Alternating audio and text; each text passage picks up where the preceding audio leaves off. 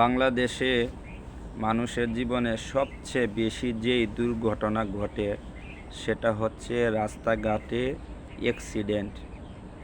অতএব আপনারা সকলেই যখন বাড়ি থেকে বের হবেন তখন অবশ্যই এই দোয়াটা পড়বেন, বিসমিল্লাহি তাওয়াক্কালতু আলাল্লাহ লা হাওলা ওয়ালা কুওয়াতা ইল্লা বিল্লাহ।